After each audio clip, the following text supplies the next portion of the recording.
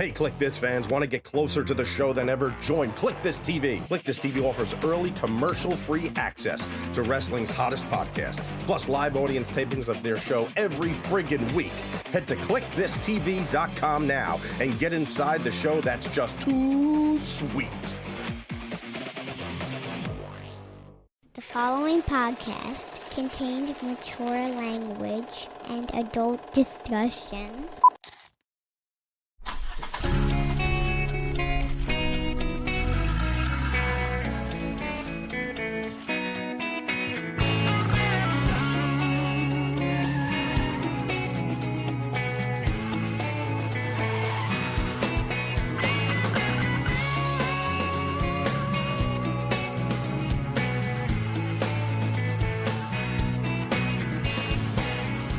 Kev, I just want to point out that the countdown to renaming the Kennedy Center is officially on. Nice.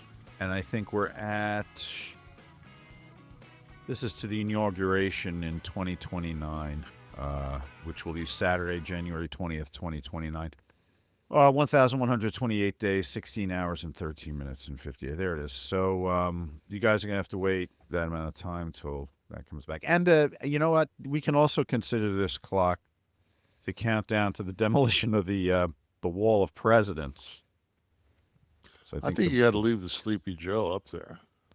Listen, we talked a little today, and what I said was, as inflamed and puckery my asshole gets with some of what's going on in this country. Anyone who's furious about a few of these things in the past week is not a wrestling fan. No. You've never watched Heel 101 shit going down. If no one knows what we're talking about, the presidential wall, I'm calling it the Wall of Presidents, whatever the fuck it's called, where they're all very nicely lined, and then you look at the plaques below it, clearly written by someone in the Trump administration that can write, and they're all like heel promos about the president.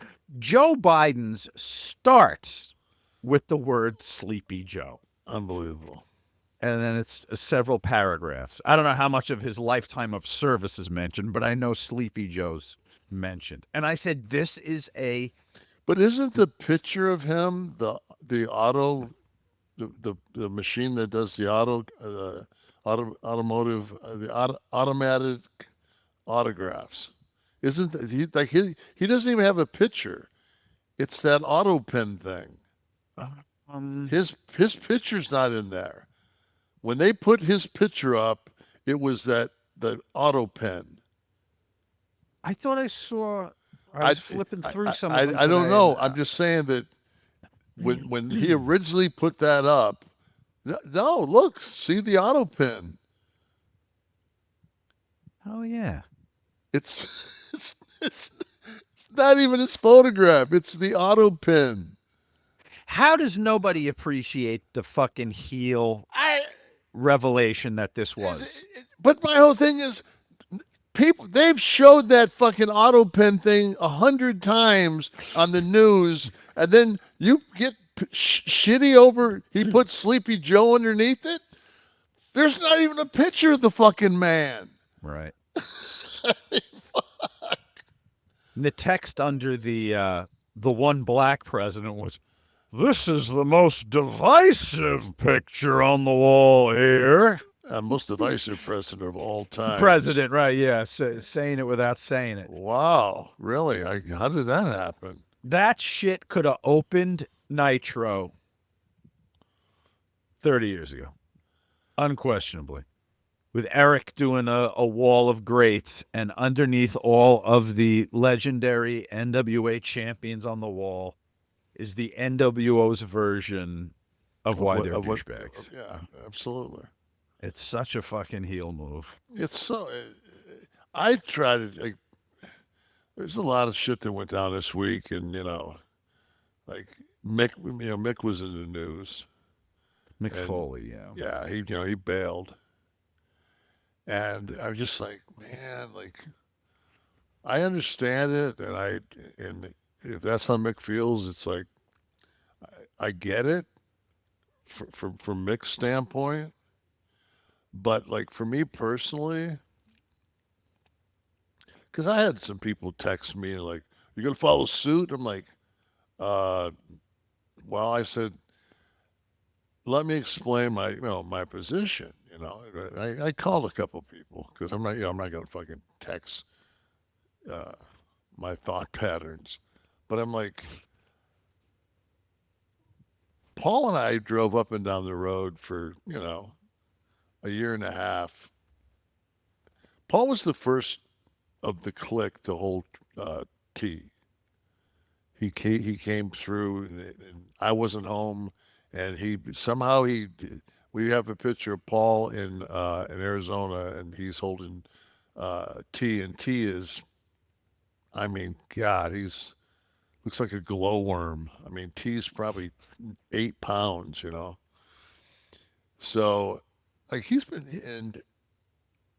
and I got along so quickly because we both loved bodybuilding, and we trained together, and it was like the other guys weren't like Scott used to be a musclehead, but by the time, you know, 90, 95, 96 came around, Scott was not, going to the gym like he used to. And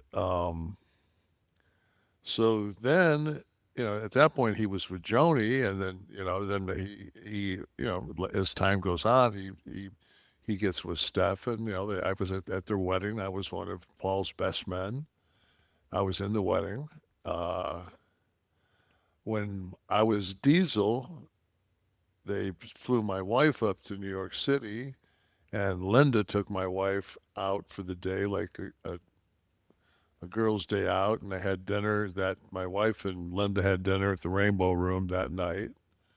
That was my wife's first visit to New York City while I was busy doing a commercial and doing some other things. Like Linda, like took care of my wife, and I'll ever be grateful for that because my wife was really nervous. And so like I look at the McMahon, Levesque. Uh, I look at them as family. Like they're just family to me. And Mm. Linda knows what my political views are. And I remember we were at the Barcade Center where the Nets play, and they have those big elevators that you can put like three Suburbans on. They go up and down. Like to this, there's a parking area inside and outside. So you can put like three Suburbans, maybe two Suburbans and people. But it's. So her Suburban was was coming out, and I walked up to it, and the security guys, or her detail, stopped me, and she's looking. Man, it was priceless, the look she gave me, like you fucking liberal.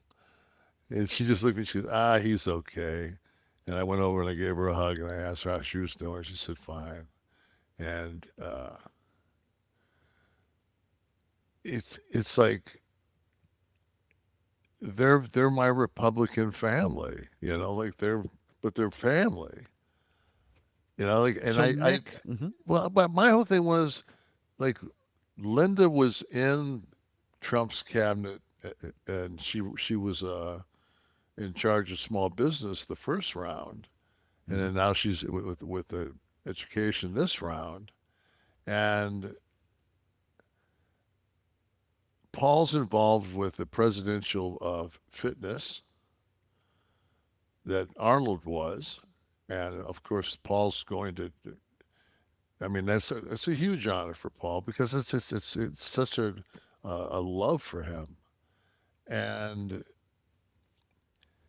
I just so what Trump said about Rob Reiner, in the just what he said alone, but when you've lost a child and when you've had loss, it's just like when I saw that story and it unfolded, like it took about 8 or 9 hours, and it was like, first it was I think Dom sent me a text saying 2 people were found dead in Rob Reiner's house. And I was just like, oh my God, like that's horrific. Then it was like, no, it was Rob Reiner and his wife. And I'm like, oh my God, who would possibly kill Rob Reiner? You know, like what crazed, and they were stabbed. Then you find out it's their son, and then you find out he did it while they were asleep. And then you find out that he's been arrested and he's got a brother and sister. And you're like, oh my God, like, so your brother kills your mom and dad. It's not going to make you hate your brother because it's not, obviously he's got a very checkered past. He was been homeless. He's been in and out of rehabs. I mean, I just look at the one incident that me and my son had that, you know, got blown out of proportion. And it seemed like there was, you know, that the party at the Conan O'Brien's Christmas party, there was some really strange behavior from the son there. And then you watch him just kind of aimlessly walking around L.A., you know, and walking into a convenience store and getting a sports drink, you know, 6 hours after killing his parents. And this whole thing plays out. It's just like, I just don't have time to spotlight somebody's lack of empathy, and also somebody that's saying something to put a spotlight on them because the time's running out for tomorrow when the Epstein files have to be fucking shown. So it's like, I understand Mick's, like, this is all I can stand, I can't stand no more. I understand that. I was more of a, could you fucking grab another hold? Boring. You know, that's kind of the way I looked at it. Like, fuck, dude, boring. It doesn't work anymore. You saying the most unempathetic, fucking senseless, and then doubling back and talking about what you wrote and talking in third person. Like, I was waiting for fucking The Rock to hit him with his finish. Like, it's just. All right, so there's a lot to unpack here. Firstly, you pointed out you used the term "they're my Republican friends," and so they're Republican family. Family, my Republican family. So, because I don't have any other, I don't have any Republicans in my family. Right. They're your Republican family. So there was a time where you could have that thing, right? And you could have a dialogue and you could agree to disagree politically. Now, Mick's thing, I think, if I could speak for him based on the statement, it's very clear, the statement. It was just that the quote was incredibly cruel comments, and the insensitivity of it from the president. This isn't from someone who just disagreed politically with Rob Reiner's stance on things. This is the president of the United States. Yeah, but should be somewhat of a moral compass. Do we look at it like? Do we? He does. I'm saying Mick's point was. I know, but I'm saying that was a bridge too far. That bar has been so lowered. Yeah. I mean, if you just want to go back to the Sleepy Joe, I mean, Donald Trump has slept more in the last month on television than my Uncle Chuck did in 20 fucking Christmases growing up. I mean, my Uncle Chuck would do the Bundy, walk over to the recliner, undo his belt after having the Christmas dinner, and he'd be unconscious. He couldn't even stay awake for the game, huh? Oh, fuck. He didn't care. It's just a new level of low, I guess, is what Mick is saying, and it's beyond politics. It's not the Republican family. It's what he said was he won't be making any appearances for the company as long as this man remains in office, because I no longer wish to represent a company that coddles a man so seemingly void of compassion as he marches our country toward autocracy. Right. So could you go in your mind, let me just ask you, could you go to a place, take Trump out of it, put any other dictator in there? Which one would have been too much for you to say, you know what? No, it's my Republican family, but they're on board with someone who's about to do whatever, and that's too much.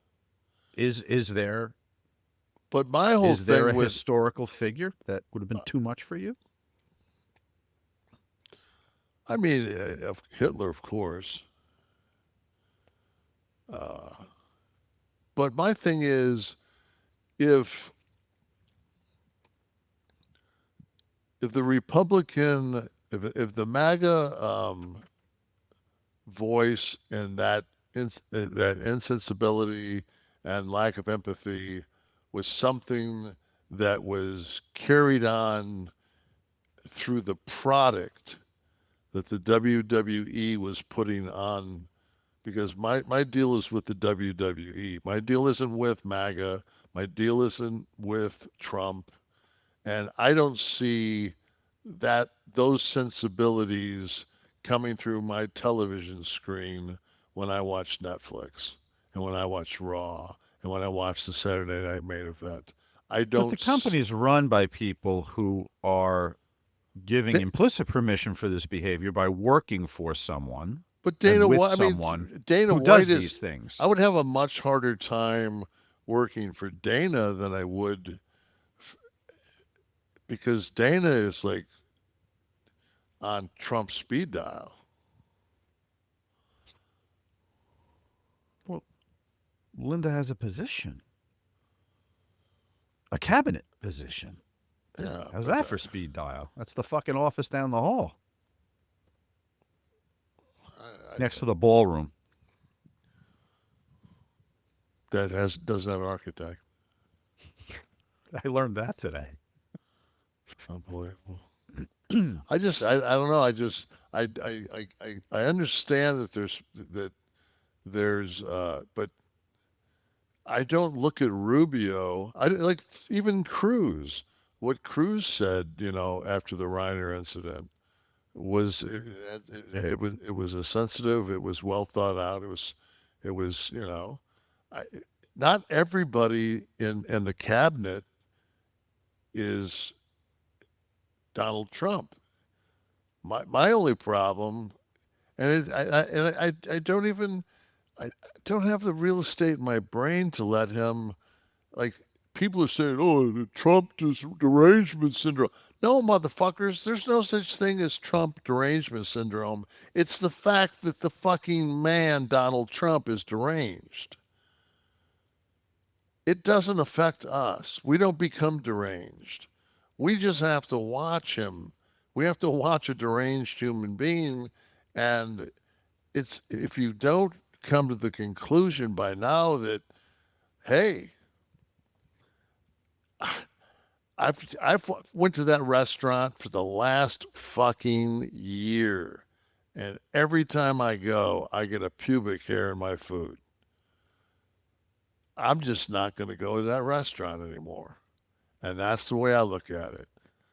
But you don't think that implicit permission is given to the impressionable when the teacher in front of the class starts shooting spitballs themselves? Is that the person you want in front of the class when your kid's in the class? Well, I could honestly say no, because I voted for that not to happen. Right. But there's a majority of our country that is, in essence, they said yes. So, you know what? If you're a Democrat, which I am, I hope we get our shit together.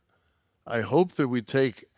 I think he helps us on a daily on a daily basis to fucking rally 8 people and that are fucking tweeners.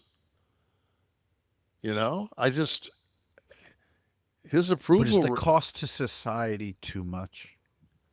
Will we be paying for this divisive, angry, cruel permission to be cruel, permission to be vile, No, rancid of soul? no. Okay. I think that if the Democrats take over, and well, even if we if you can just get Johnson out of there to start things off, and get the U.S. aid back up, and just start to make start to correct some wrongs. Mm-hmm. I mean, people have looked at, looked to America as the beacon on the of the world for. I mean, when I grew up, our number one thing was that the United States of America was going to fight we were freedom, and we were going to fight the communists. Mm-hmm. And that was kind of the mantra. And we let Russia sit on the fucking border of Ukraine and go right in. But then you go but that 6-year-old Kevin Nash is not the 66-year-old Kevin Nash. And when Clinton says Ukraine will never be in NATO, and they're saying Ukraine's going to be in NATO, and Putin says, "What the fuck? What the fuck?" If this, so it's our continual, and that was a Democratic president. It's our continual way we do business as a country. You know, Mm-hmm. it, I mean, I listened to Trump this afternoon, and he was speaking about how the blockade to Venezuela was because they've taken our oil, and I'm like, that oil is in their ground, and he's going off some shit that was like in the 70s, Mm-hmm. and I'm like, all right. I mean, like, what are we? What am I supposed to do? I'm gonna give up. I'm gonna give up revenue. I'm gonna give up revenue for what? Well, in I don't know in your case, but in Mick's case, it wasn't worth the societal toll. It wasn't worth But his It's not. taking a check from a company that is clearly in bed. Coddled was the word he uses. Was clearly in bed with somebody who, to Mick, is having a deleterious effect on the country that he and his kids live in, and he doesn't want that fucking money. That's what Mick's position was. Right. I understand. I can read. Okay. Well, you're asking if you should lose the revenue. I said, well, that's your personal choice. It was a bridge too far for Mick. It's not Right. for you. Well, no. Because it would have been. We all put up with 4 years before this. Right. And it was always an abusive relationship, but the punches are Absolutely. getting a little harder now, and It's Mick's just, filing divorce papers. well, I mean, that's and like I said, I applaud him. But to me, it's just like if Mick feels that it did some good, I think what it did was it gave ammunition to him to continue doing what he's doing because he's affecting people. Mm-hmm. I'm not going to sell his shit. Mm-hmm. I'm going to sell some fucking BLUECHEW gold is what I'm going to sell right now, Kev. Well, you know what? You should, because I'm going to tell something right now, because I'm in a fucking mood right now, because I'm a little fucking hot. Don't take BLUECHEW. All right? Don't buy it. Don't put it in your fucking body. But you know what? The guy that sees your wife at the grocery store and you ain't doing it right, and he's taking the BLUECHEW, huh? Maybe maybe you keep your BLUECHEW game up. Maybe you make sure mommy gets fed so she don't go out on the streets looking for some fast food. That's all I'm saying. Your call. Go ahead. Read. I thought you were doing the Raven on me for a minute. I was forever known. It was back and forth. Forever known as the Raven. Cut me. I gotta go. I gotta go take a piss. Cut me, Steve. Cut me, Steve. I'm gonna let my partner.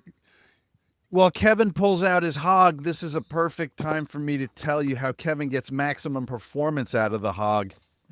You already know what time it is when I say BLUECHEW, but what you may not realize is that BLUECHEW Gold is the next level championship belt, heavyweight champion level of bedroom performance. Okay, the newest innovation for the already #1 chewable ED brand tablet.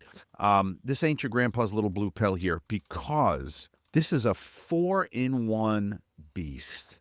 Okay, gold standard for performance. We're talking 2 ingredients for blood flow, okay, to keep the rocket pumping, mixed with apomorphine and oxytocin to turn up the arousal and connection in your brain.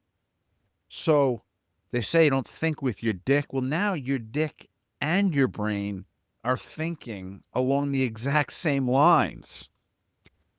BLUECHEW Gold now also dissolves under your tongue, and it works in as little as 15 minutes. They've upped the game across the board. Okay, if you're already a BLUECHEW fan, this is next level shit. Okay, peak passion, peak performance in a single tablet.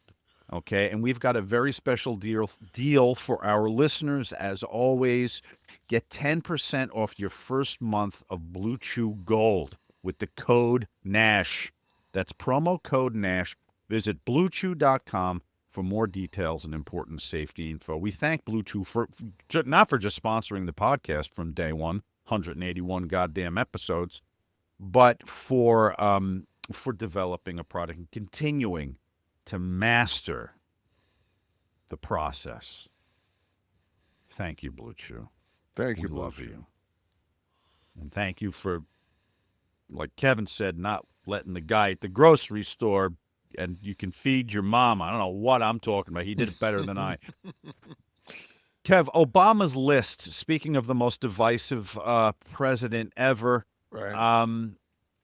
he released his lists every year. Since he was in office, he does his books of the year. And I want to go down his list of movies, and I want to see how many I could check off that Nash has seen and maybe can recommend.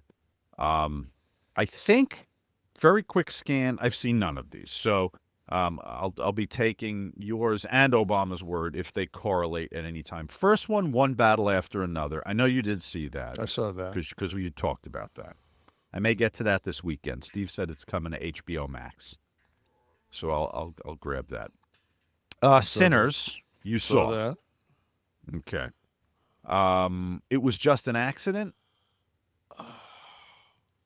Don't think so. Do I know it? Steve or Wes, one of the film geeks, please just who's in that? What would we know? Why would we know that? It was just an accident. Right there. This list was the first I heard of it, but that's how that's how prestige film goes right now. Right. Okay. Sorry. So I don't know about this one. How about Hamnet? No, it just came out. I will watch it when when it comes to pay. Sentimental value. No. No Other Choice. The Secret Agent. Secret Agent. What? I think I saw that. Wes, what's Secret? Steve, what's Secret Agent?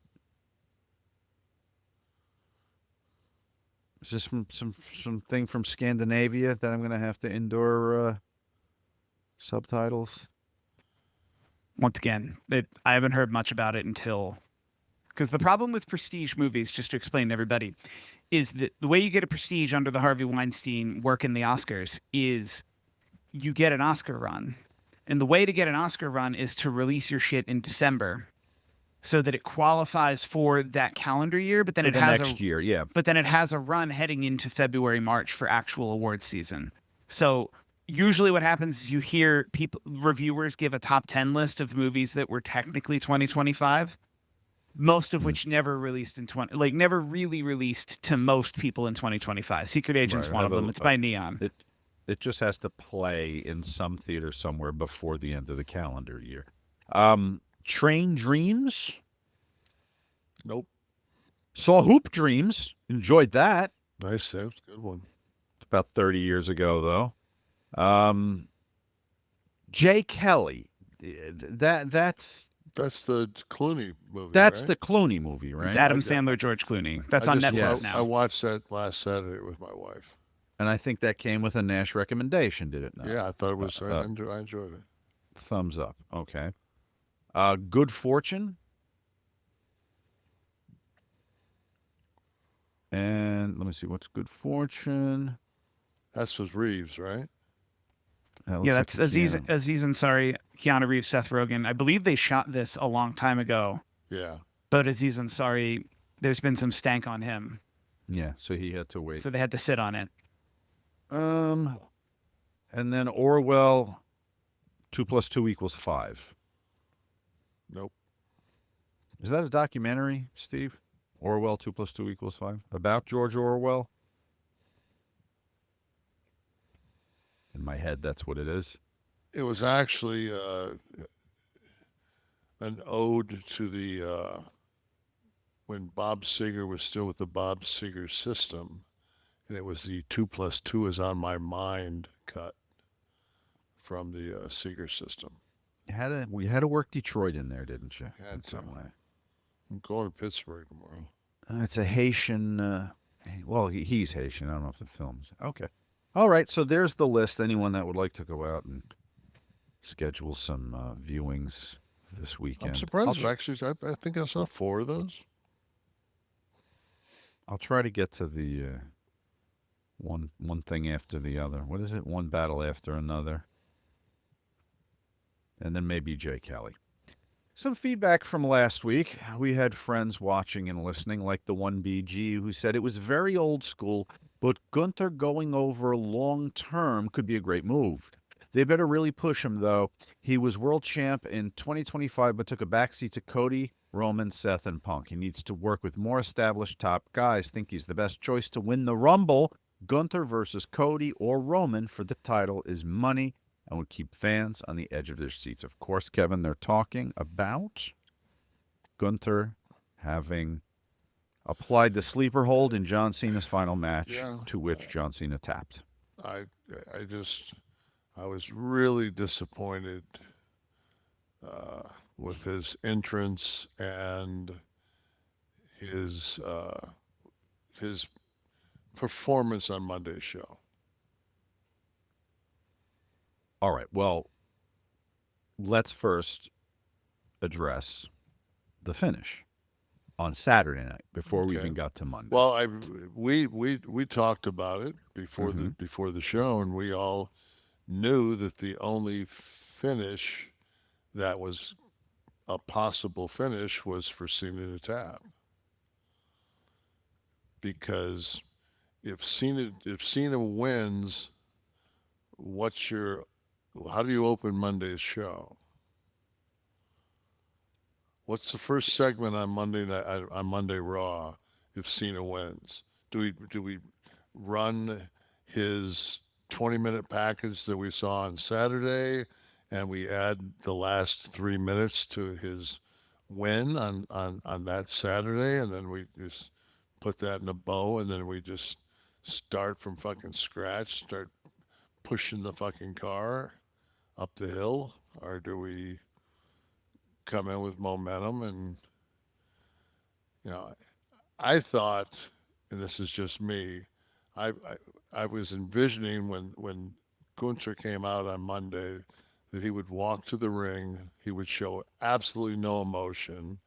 He was kind of glad handing it. I thought that was wrong. I didn't care for that. I thought that if he would have went out, got underneath the bottom rope, was handed the microphone, if he would have cut a promo in German and then started to walk towards the aisleway as he was leaving, and then realized like, oh shit, came back and he goes, for those of you that don't speak German, what I was saying was, I tapped him out like a bitch. Fucking mic drop, walk out. That place he would have had heat. It's all about the heat, right? Gotta have heat, man. They locked up. On Saturday, they locked up. I would have had fucking Gunther's Submarine John before the bell, throw his coat on him, anything just to misdirect it, and I would have had Gunther do neck breakers, do everything I could. I would have worked on John's neck, and John would have fucking fought the entire match because it wasn't that long. He would have fought the entire match from underneath, and then I would have gave John fucking a comeback, and I had Gunther fucking healed him out of that comeback, went to the neck again that was already fucking destroyed earlier, and had John tap out. And that would have been, because what you want is for him to say, he tapped out like a bitch. You want the fucking fan to say, yeah, motherfucker, but you did this, you jumped him, you did this, you took shortcuts. He locked up with John, out wrestled him, and beat him. Nothing that happened worked to make Gunther a hateable heel other than the fact that he won, right? That was it. The finish was the heat. But it did nothing for his character. No, I didn't think so. As a bad guy. Right. No. I understand. So, and then, so but if we would have had heat, and then a lot, the biggest thing that I hear is that the Cena smile situation, and I put on my on an Instagram, I put it Instagram because I have a ton of respect for John, because there's not many guys, man, that have done 20 years in a row like he did. I mean, he didn't take dates off. He never got down to where he was, for the majority of his career, he was a 300-day guy. On top of that, he set a record for the Make-A-Wish and everything else. Make-A-Wish, yeah. And he was such a, he didn't take a night off. He was such a professional. And I just think that there was a spot that they did off the top rope, and it looked like they landed it looked like they landed stiff. And I was watching, and I'm just like, wow, man, like, if it was my last match, like, the last thing I would do is like put myself in a position where, man, I could land, like, land and fucking, be paralyzed. Like, you've made it this, like, everybody's watched him on Instagram or whatever their fucking social media is, and watched him get out of cars, and he's hunched over, and he walks kind of with a hunch. And a lot of that's, 90% of that's, the business, because people say, oh, it's the ring. I'm like, no, man, it's planes, trains, and automobiles too. It's dragging bags. It's that lifestyle. But John, fucking man, he always squatted and deadlift fucking 500 plus. I mean, to his, yeah, I don't know what he does now, but I mean, he was up until 8 years ago, 7 years ago, when last time I was in the gym with him, he was still training like he was getting ready for the Olympics on an Olympic lifting team. So I just think that and the way I read it, because I watched the Clooney movie first with my wife while I had the Peacock on backup, because I wasn't gonna put my wife through that, because I wanted it to just, well, she wasn't going to enjoy it, and I was. Right. You grab it later. I was Being gonna, yeah, taped. and I wanted to fucking get a little buzz on, have a little cannabis. So I saw things with a little bit clear eye, and just I wanted to immerse myself into the event, from the packages to Cody to, I mean, I just watched the whole show, and I watched it as a mark. But I also watched it as somebody that was in the business for 30 fucking years. And when I watched Gunther put John in the sleeper hold for the last time, now you have to also realize that I stopped the match to go take a piss. So I knew, because it's on the bottom of my TV, because I'm watching it on replay. I know I've only got fucking like 5:20 something left. Yep. So I know they're getting ready to go home. So when I come back and turn it on, I see the referee kind of out of the corner just kind of move by, and all of a sudden I see John smile. And to me, I said, motherfuck, man, he just got to go home. And he smiled. And that fucking, man, it just made my heart feel so good that somebody that put so much into this business fucking like, and I sent Paul a fucking text. I said, it was so fucking nice to see somebody dictate how they got to take their last breath. You know, like, and I think John just, the emotion of that moment just came up, because this is it. He's done. And I was just going to say, it was a real moment. People talk Yes. about it like it was planned, or It or they were wasn't going to use it just- later on. That was No, John man, in John the ring.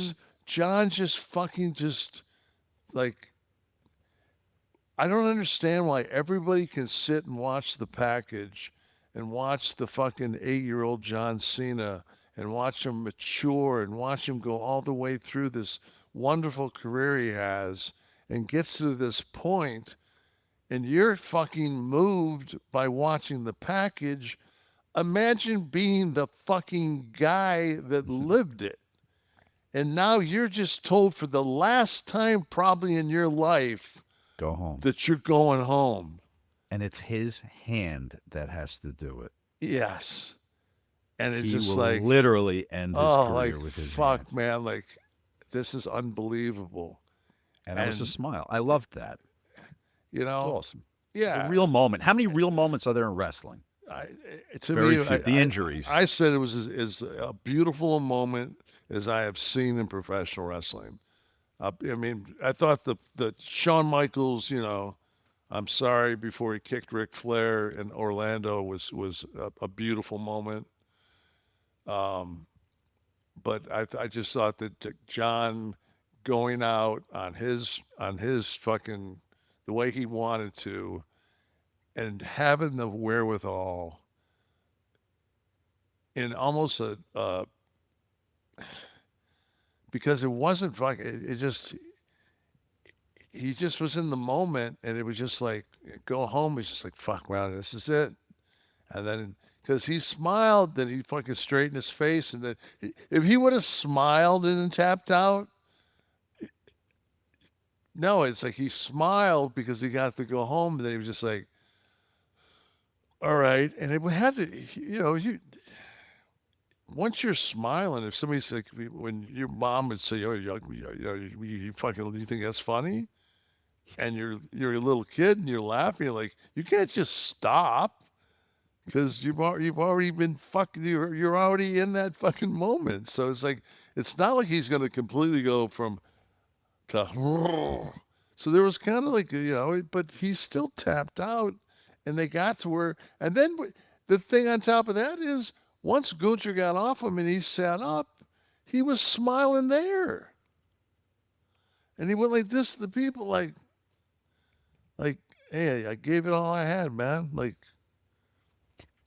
and I thought the most poetic part of it, and the most writer smart part of it, they say the holy grail in writing is when you can give the reader something completely unexpected but totally familiar. And you go, oh, of course. right. The guy's fucking motto on his shirts for however many years was never give up. Right. How do you end the career for the guy with that shirt? Give up. Of course you do. You have to. It was perfect. That part of it was perfect. Huge respect for John Cena. You know him, I don't know him. Yeah. But just the fact how he went out, I thought that was tremendous. Even his whole run at the end. Thought the heel thing was a little weird before, but just the way I liked handled it because there were. I mean, I was there. I was like I said that night in Edmonton, where it's like, the building's sold out, but let's go Cena. Let's go Cena. Cena sucks. Let's go Cena. Cena sucks. Like, to go through that for a large part of your career, you can't wrestle. I mean, he took a lot of shit.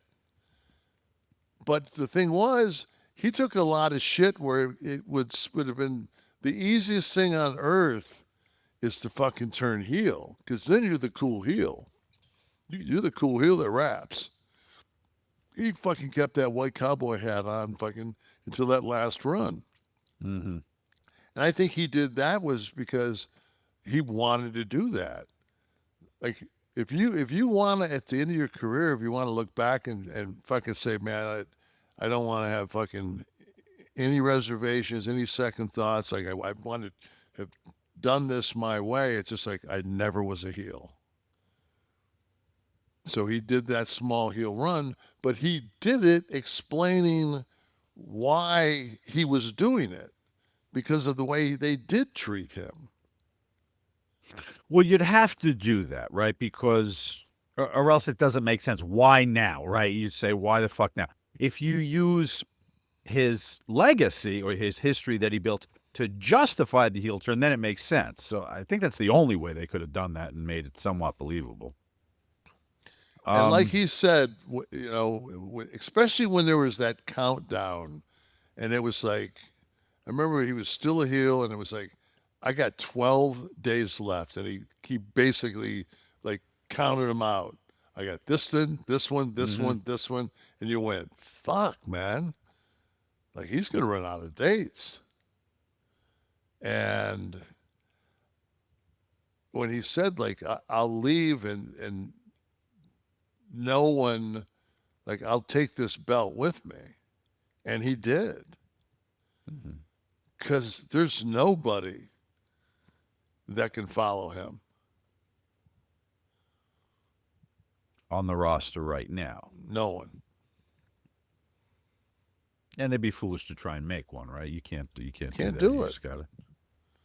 That's but time. Going forward. That's time. Going forward, and we touched on it a little bit last week, what comes after Cena with Seth laid up, you got to start to think about, you never have another Cena, but for the last year, we've had that. If you're in creative, you're saying we've had this to work with all year, and it was kind of like a built-in money machine. What do we do now? all the merch, the Cena merch, and changing it throughout the year, and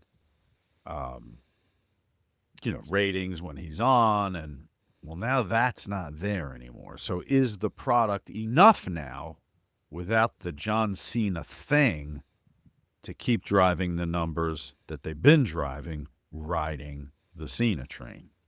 I think what's happened right now is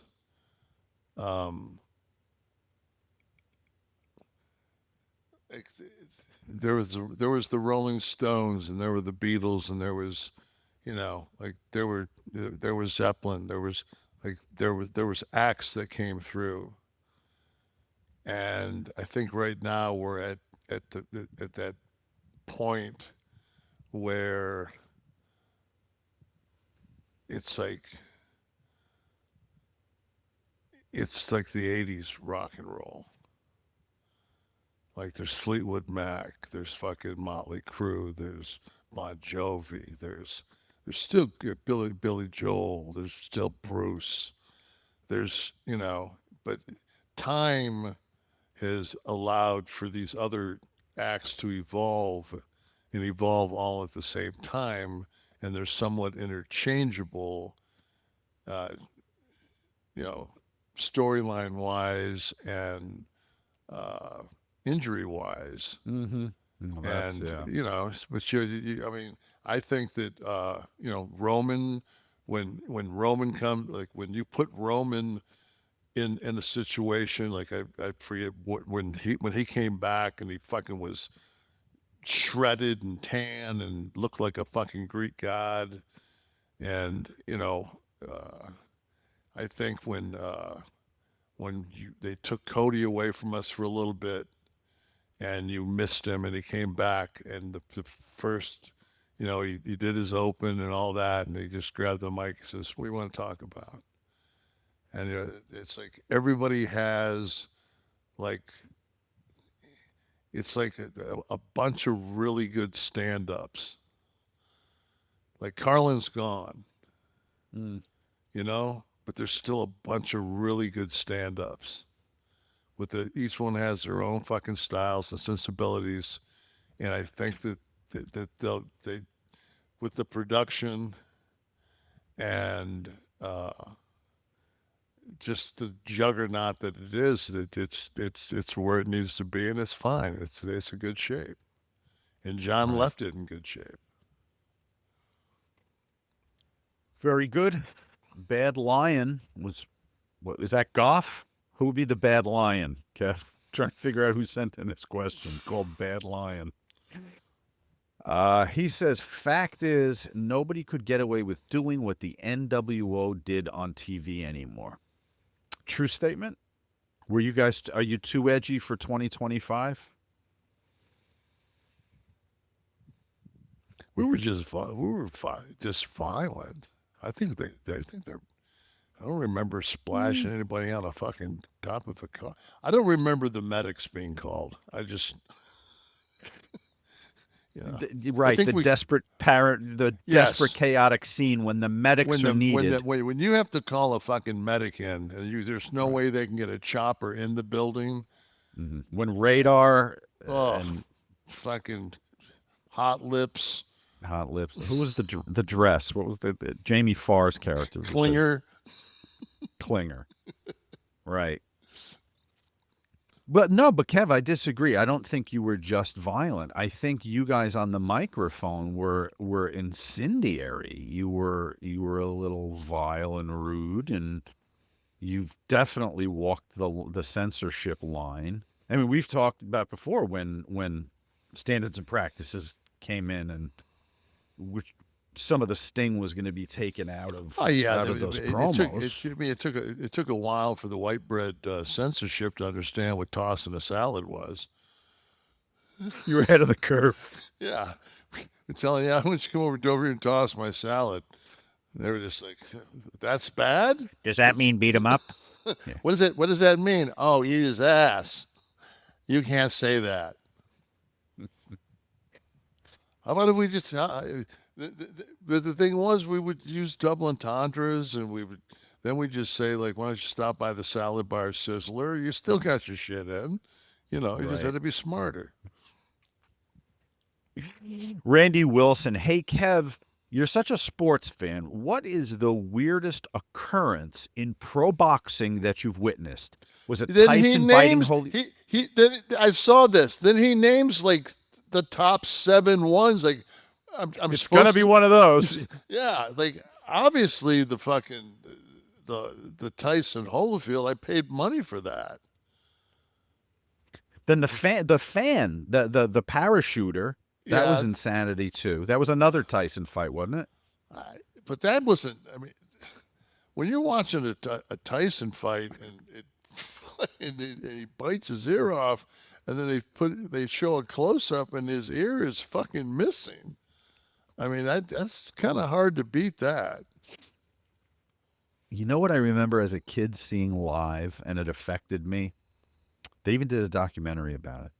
When Ray Mancini killed Dooku Kim, the Korean fighter, yeah. He died the next day, but man,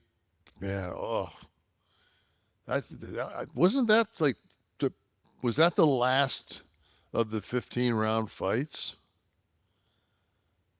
Because remember they used to. That's a good question. I don't know. I don't know either, but I remember that, you know, that every championship bout was 15 rounds back in the day. Mm-hmm. And then they immediately shaved that 9. It would have had to have been around that time, Kev. Yeah. Early 80s. I want to say that fight was around 82, because all those 70s fights, those heavyweight fights, those were all 15 rounders. Yeah. So, and then Kim's mother committed suicide after her son died the following day. So they did a documentary. I wish I knew what it was called. They had Ray Mancini meet up with Kim's adult son today to sit down and talk about his career and what happened, and Mancini learning about the family and what they went through afterwards. It was pretty enlightening. And I hung out with him a little bit. We were in Venice Beach for a while together. I got to hang out with him. He had a girlfriend at the time. What was her name? She was really attractive, dark. I think her name was Debbie Halo. Was her name? It was practically going to be the porn name segment in a couple of minutes. Yeah, it was Debbie. Debbie Halo was his girl. Debbie Halo. Look her up. Look up Debbie Halo, Steve. Debbie Halo in I'm Not an Angel. Yeah. Yeah, look that up, Steve, while I tell everybody about our new friends at so maybe you could pick one that's not taken from fucking a satellite. Could you pull one up? Is this so? I'm looking Yeah, at some of these. there she is. That would be her, huh? Yeah. Okay. I was joking with the possible career with a name like that, and I'm looking at some of these photos, and maybe she was just a model. Who knows? She was a fitness girl. She was a fitness. Okay, fitness. Yeah. See, she's on Muscle Mag, right? Yep. She was there when Trish was a fitness girl for Kennedy's magazines. It's so funny. Yeah, I remember that cover. We have a picture in our gym, and today we're taping this on December the 18th, and today is Trish's birthday. And but there's a picture of Trish that I've been going to this gym for almost 30 years, and 25 years, and that picture's been on the wall for. I mean, that picture was there before I met Trish. And it was her birthday today, but it's also Steve Austin's birthday today. So talking about like like two goats, you know, both born on December 18th. Sharing a day like that, yeah. Yeah, that's crazy, right?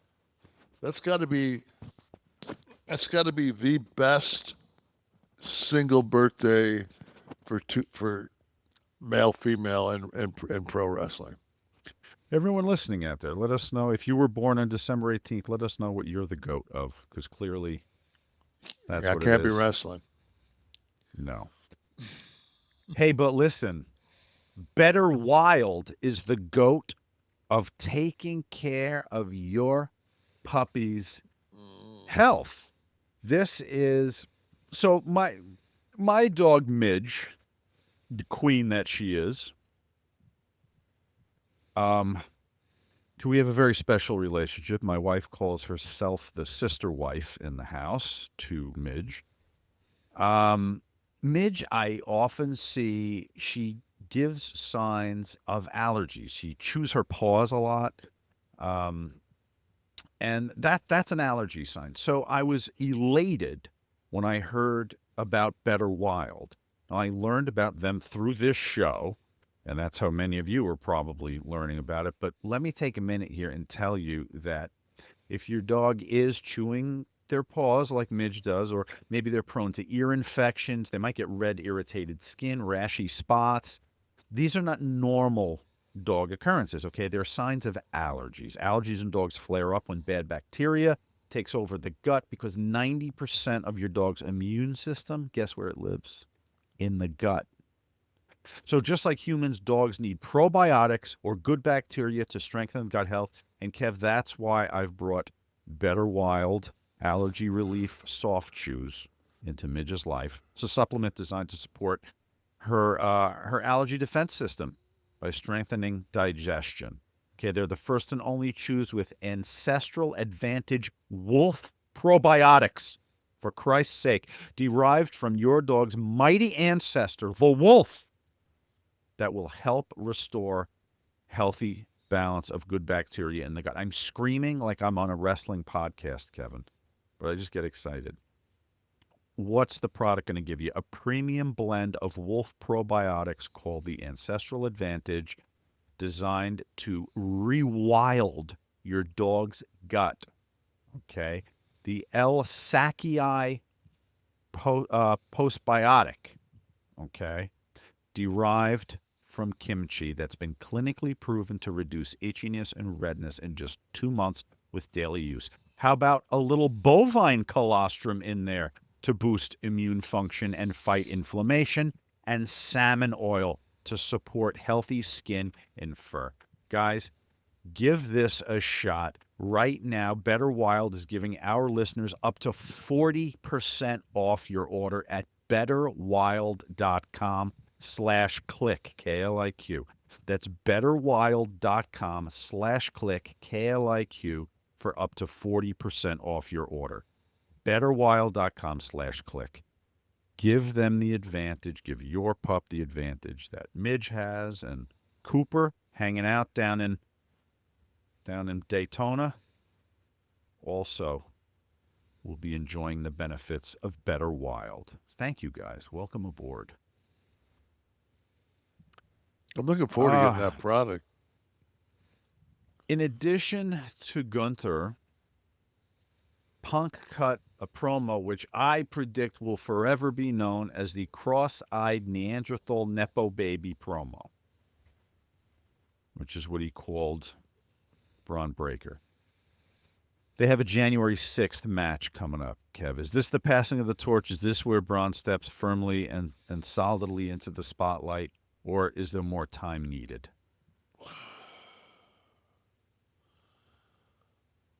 I mean, Punk just kind of got that belt. Yeah, but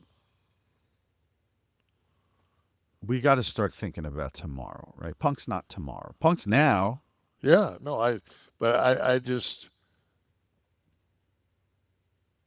what else is on the card the 5th? Good question. I mean, can Braun possibly go over, but it'd be a DQ? Like, Yeah, I mean, sure. And you know, like, I don't know if I still think that it works out better for Braun. If I was booking, this is just if I was in charge. it seems to me that Braun took a front position because of the loss of Seth. Right. So I don't think you put a rocket up. I think that he needs to turn on Rollins. He needs to turn face out of that faction. That should be his push. Punk's too good on the mic right now to defend. Like he's still solid in the ring. Like he's needed right now. He's too strong of a character. Because you're not in 2 years. You're not gonna. He won't be that guy. Mm-hmm. So there's time. Yeah, I think There's some time to make this happen. I think there's time. And if they surprise me, I won't say they jumped the gun by any means. Right. But I just hope to God that after watching CM Punk's MMA fights, that I hope he got the okay before he fucking talked about Robbie and Scotty like that. He did shoot on them pretty hard. Even as beat up as those two motherfuckers are, you'll still be missing an eye if they can fucking get anywhere near you. Well, this would have had to have been come through creative, who maybe Braun called home, checked with, and they would have been fine with it. Dad, Uncle Scott. You're right. They get it. They know the business. They know what's got to happen. Definitely not Mark's. Doubt it. So hey, what's all this shit now with the with Netflix possibly with the podcast deal, and Netflix assuming some exclusive rights to some podcasts that now WWE could be moving their podcast, which I guess it would be Taker and Stephanie McMahon's show and Cody's show, would now be exclusive to Netflix, and that's where you'd have to go to see them. Maybe the audios, I guess, might still be available on that, but they'd be behind a paywall. I don't know, with that $5 billion lump that they got. Do they just negotiate, that as intellectual property that they want a piece of? I mean, I don't know. We're too real to be under the WWE umbrella, Kevin, right? I mean, well, I could fucking let us fucking. That's what I'm talking about. You imagine You imagine that list of changes that might be requested from Connecticut. But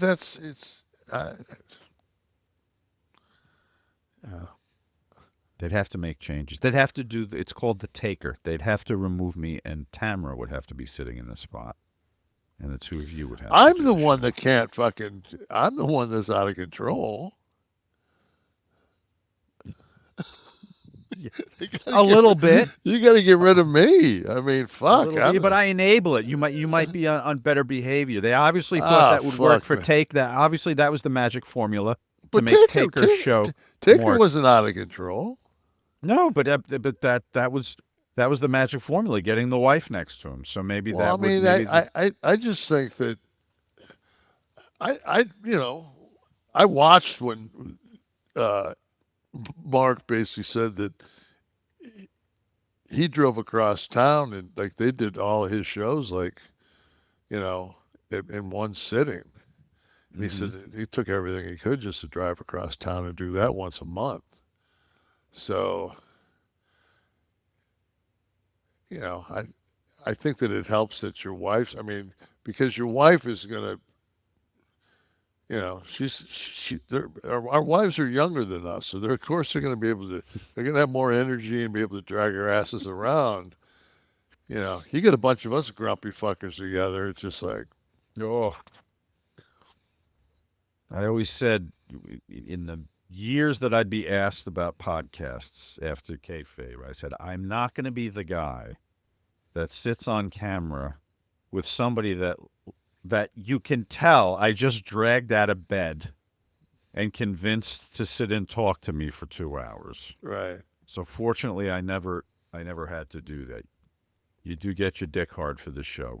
There's no fluffing needed.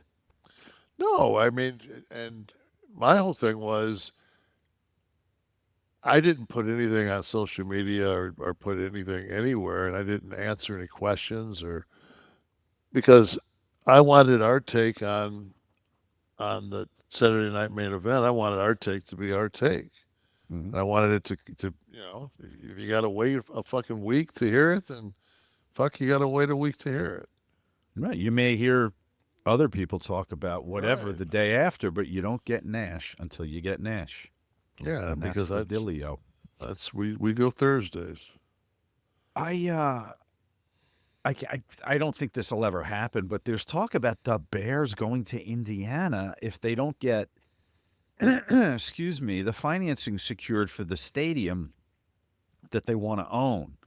They've never played in a stadium that the team owned. So Soldier Field's owned by the city of Chicago? Others, yeah. I don't know the percentage of interest, but they want exclusively their own. So they need financing, obviously cooperation from the municipalities, and they're having some difficulty. So I don't know if it's a leverage thing, but they're talking about now going into northern Indiana. The fucking Chicago Bears? Yeah, but that's right. But when you're Soldier Field is owned by the Chicago Park District, by the way. Yeah, when you're at O'Hara, it's like fucking like you're like 8 minutes from fucking like Hammond, Indiana. Like not the point. The Chicago fucking Bears.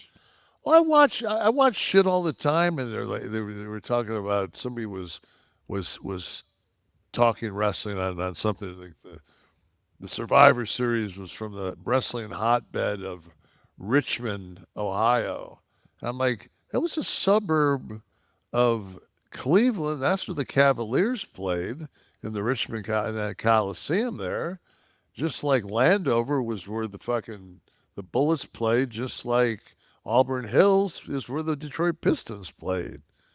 Like, shit went to the suburbs. That's true, too. But a different state, I think, would break. Although I'm saying that, and I'm 10 miles in New Jersey from a place that two teams that are called New York play in. Right. So I guess maybe could still work somehow. Yeah, I just thought it was sacrilege. There's certain teams that you can't move. And I think that would have been one of them. It'd be one thing if they moved him to Indianapolis. Someone's renting that already. Yeah, Rivers. Doesn't mean they couldn't be there, though. Rivers almost fucking pulled it off against the Seahawks. Right. Yeah, I split my bet in one and one this weekend, so I need to have a better showing this coming weekend. JCW Lunacy. New episodes every Thursday night at 7 p.m. on YouTube. For over 25 years, JCW has delivered the very best in pro wrestling entertainment, bringing fans deep storytelling drama, gut-busting comedy, and unbelievable in-ring action. From wild characters to unforgettable rivalries, don't miss a single moment. Tune in every Thursday night at 7 p.m. on YouTube. JCW Lunacy. Kev, how about, I know last week we switched it up a little. We left Jersey guy, Florida man and Jersey guy, and we did WWE man and porn guy.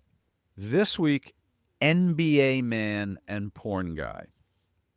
Okay, or porn guy. I'm going to pretty give good you with two it. names. I'm pretty good with NBA guys. I know. This is going to be rough for me because I tried to find really obscure ones because I figure but you can't know every roster, So you can't remember every name. So I'm hoping that these are obscure enough that I can slip them by you. We'll see how it goes. All right. So 2 names. We'll do 3 sets of this. One's a real porn actor, and one is an actual former NBA player. All right, first one, Clint Orris and Longer. Clint Orris was a basketball player. No, Longer was. And let me get some Where did he history on play him at? for you right now.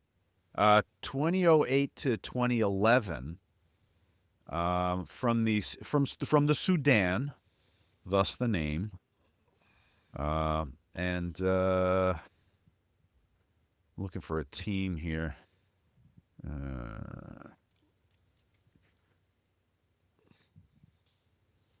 What do I see here, Steve? What'd you just highlight for me there? So, he's not technically an NBA player since he's only played on the G League. Jesus Christ, could you? Well, listen, I had to go to great depths. Longer from fucking the Paducah fucking public school league. Fuck. All right.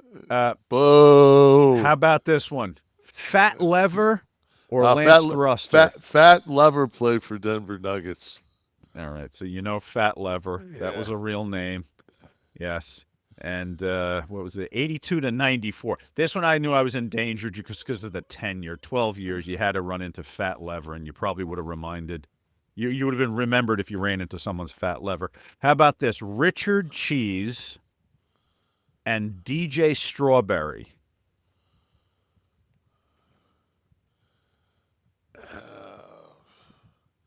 I'm gonna say fucking Dick Cheese is fucking the basketball player. No, Dick Cheese is the porn star, and DJ Strawberry was the NBA player. Only played 1 season, which is maybe why we didn't hear of him. Averaged 0.8 rebounds, 0.9 assists, 0.4 steals, and 0.2 blocks. It didn't. That motherfucker didn't have a cup of coffee in the league, man. I was going to say, poor DJ Strawberry. All right, we'll see if that segment returns. I'll have to Google him tonight and see where he went to college. I was thinking about doing because I hate him so much, like a Mount Rushmore. Like of what? Just pick it like Mount Rushmore fucking cars that you'd like to own. Mount Rushmore, or fucking just so. I know how much you hate it, so I never would have ever suggested it. But if you want it, somebody put it as like it was on our on the podcast. It was one of the like. Have you ever thought? I know Nash hates it, but it would be fun. It would be a fun one. And I thought about it. I said, yeah, I mean that would because it is. I just hate cutting anything down to 4. Right. It's an odd number. It's not an odd number. It's a strange number, first of all. Things happen in 3s. They should be 3s. I'm starting to get so fucking pissed off about on Instagram when there was one today. It was Jabbar, Magic, Bird, James, and Jordan. Get rid of one. For your team? Yeah. You have to get rid of the worst is what I think it said. I'm like, well, none of them are worst. And it's like, who sits there and look? When I see something like that, the minute I look at it, I'm like, fuck you. They're all fucking great. But this is interesting. Now, see, you brought this up, and I think this is a good one because position has to come into this. Now, this is your team. This is your starting 5. Yeah, but they're just saying you got to get rid of one of the players. Well, because I'm going through many. You got Jabbar at center. You had Larry was. Well, you can't play with 4 anyway. So I mean, you're fucked. Oh, was it only 4? You said? Yeah, no, there was 5. So if you got rid of one, you'd have 4. You'd sub one out for somebody else. Yeah. Jordan. Give me a minute. So Jordan would be your point. No, Jordan, Magic would be your point. Oh, Magic, you said. Okay, so Magic's point. Magic would point. Two would be Jordan. Jordan. Bird would be your small forward. Right. LeBron would be your strong LeBron forward. would be your power forward, And and Jabbar would be your center. And then they'll always throw in, like, they'll throw Tim Duncan in as the other guy, and you got six, and you got who do you sit? You know, or throw Curry in there. Who do you sit? I'm like, I don't want to play. It's like, in the last year, the flopping that LeBron has done, I'm sitting. He'd sit, right? Yeah, he'd sit on your. Just the he got to the other night. I watched him. I was closer to getting contact on my couch than he was on this play, and he went down so like fucking the Kennedy assassination. I was like, oh, stop it.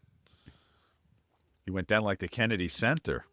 Oof, went down like fucking East. All right, the high spot of the show here, Kliq This, the Kevin Nash podcast, is when we talk about Mickey Ray Sinatra and Courtney and their Get Blitzed Lit Aid, nano-infused Delta-9 THC sip and syrup. If you want to be the mixologist at home, give yourself a nice little light chill dose of the THC. Or you can get the pre-mixed Get Blitzed Lit Aid cans. Already done. The mixers, the show mixers, the Kliq This mixers, they're great. I like them. All of this is available from our friends at Get Blitzed. What am I talking about when I say nano-infused Delta-9 sip and syrup? It means it goes right to your bloodstream. Fast onset, 5 to 15 minutes, bypasses the breakdown in the liver, works like alcohol. And if you're in Maryland, you can check out a Stay Lit Smoke Shop. But for the rest of us, it's legal to ship from the Get Blitzed website to almost all 50 states without a med card as long as you're over 21. And right now, you can save 15% by entering the code KLIQ, K-L-I-Q, at checkout. Go to get-blitzed.com. That's get-blitzed.com. Grab that Delta-9 THC sip and syrup, or get the Get Blitzed Kliq This Lit Aid mixers in cans. Sean's Blue Raz, Kev's Key Lime. Go to get-blitz.com. Get that 15% off with the code KLIQ. Thank you. And thanks to our 11 Soft Club. Who are they? They are the people in the room with us for the entire show here, and they get to ask some questions now. They get the shows early. They get the shows without commercials because they went to kliqthistv.com and they signed up. Good God, just to fucking get them without commercials. I tried to watch our show the other day. That's worth $9.99 a month. Jesus, it makes SmackDown look like. This week wasn't bad. All right, first question. Line them up. Stars on Sports. What did you think of the pro wrestling? What did you think of the line pro wrestling beat sports entertainment? Yes, Michael Cole uttered that one when Gunther won. Pro wrestling beat sports entertainment. I don't think it was quite as good as that was Beauty. You believe in miracles? It was Beauty that killed the Beast during the King Kong. So I kept it with sports with my Mike Eruzione goal circa 1980. Was that Al Michaels that made that call? Do you believe in miracles? Yes. I think it was, right? Who's still, is Al Michaels still in the game? Yeah, right? He calls Prime Thursday game. Right. God, how the hell old is Al Michaels right now?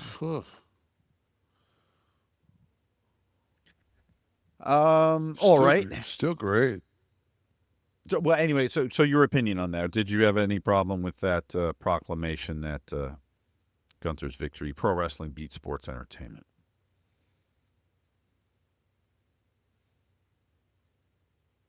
I see where he was going. I don't. It's all the work. Spider Drummer 24. Nobody beat anybody, so it's like, fuck. It always goes back to. Yeah, It always goes yeah. back to. Yeah, fuck. Nobody fucking walked down that ring that night and fucking didn't know what the finish was. The Booker beat everybody. Spider Drummer says, I finally got to watch your Breaking Kayfabe and have to ask, can you still draw the Great Hemlock? Fuck yeah. I hosted this show and I don't remember it.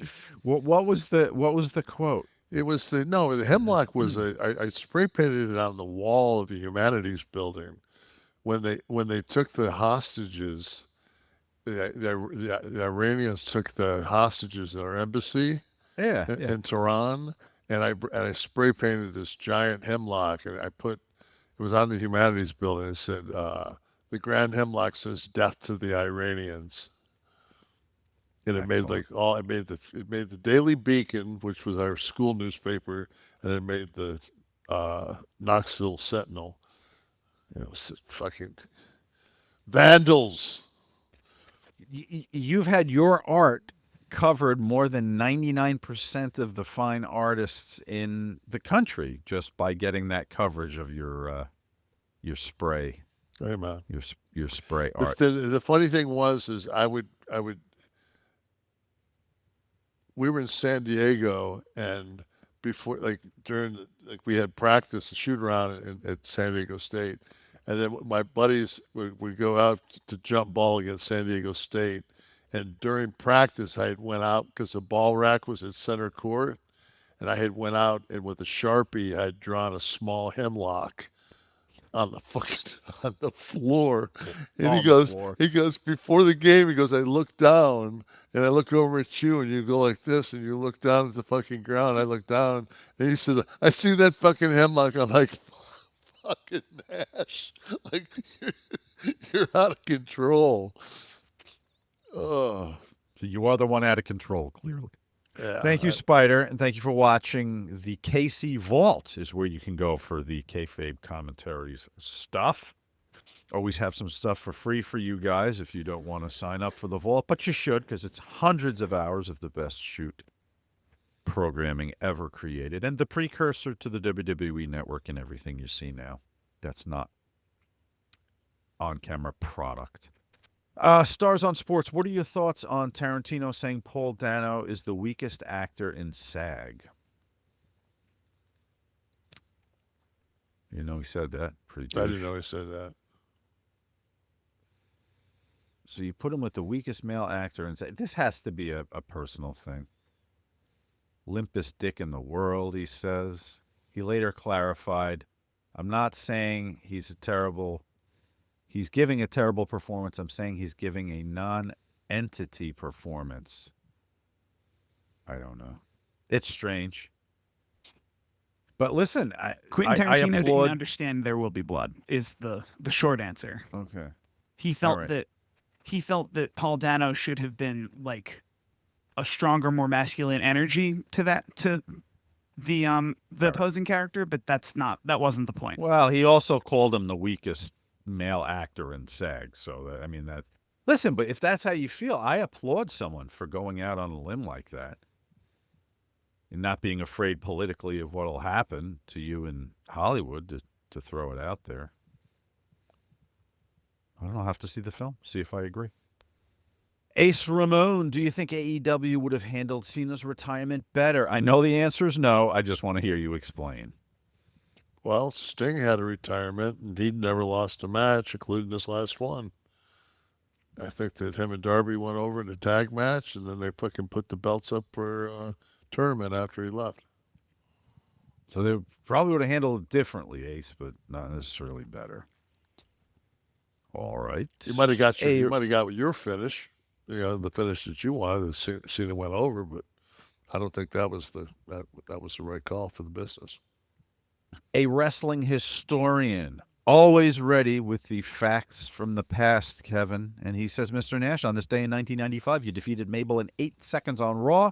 What was the story behind that? Thanks in advance. Don't remember it. You don't even remember the match? No. Jackknife? No, fuck no, I can't pick that fuck. How about that sack in your face for a couple of minutes, though? It'd be like, it would look like, it would have been the scene where fucking Norton's trying to get the bag of fat out of the fucking liposuction place in fucking Fight Club. And he gets it caught on the fucking concertina wire, and they fucking get the fat all over him where they're going to go back and make soap. Moose Fitzgerald, what about Gunther versus Breaker for the title at WrestleMania 42? Too soon. Too soon. Right, we kind of established that before. I don't think you're wrong about that either. T. Blair, 1985, any idea why Owen and you never got many singles matches with the classics you and Brett put on? You and Owen seems like an easy program to book. We had a couple. We had In Your House.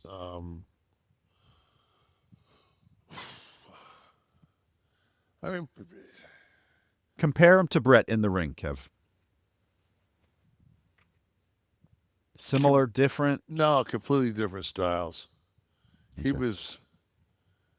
I would have had a better match with Owen in Japan than I would have in the States. Owen worked a more high flying Japanese style. But tying up with him and stuff, there's that.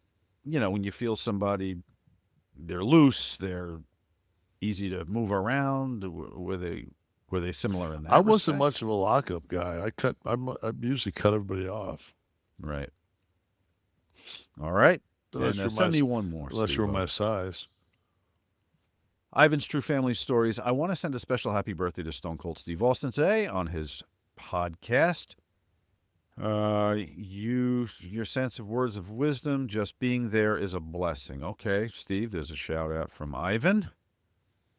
All right, one more. Ivan's, I said some words of wisdom. Okay. Shout out. All right, one more, Steve-O. Wrap us up. Somebody bring it home.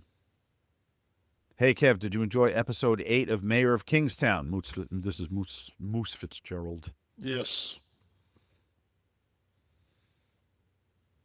Yes. You asked, he answered. Kliq This is a production of Butch and Sundance Media, produced in association with Podcast Heat. Created by Tristan Nash, Kevin Nash, and Sean Oliver. Producer Steve Kaufman. Graphics by Dominic D'Angelo. Title sequence and audio edit by Wesley Burleson. Theme song by Dale Oliver. Technical research by Tristan Nash. Copyright 2025. Butch and Sundance Media. Kev, do you want to do another one of these things? You better watch out, because Merle could be at your house. Absolutely.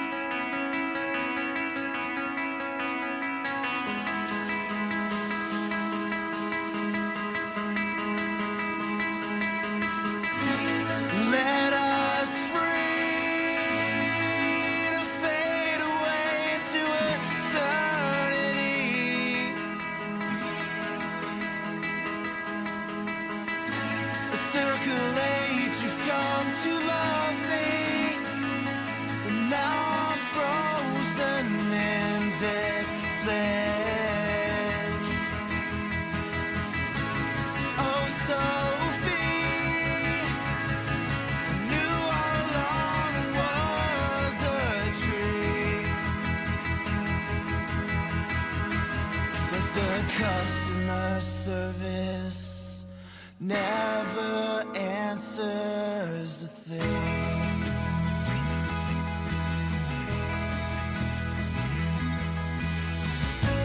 Let us free to breathe in air we're supposed to breathe. Through twists and turns you've come to love me. Now I'm cold, I'm frozen. Baby, we're broken, and the customer service never answers a thing.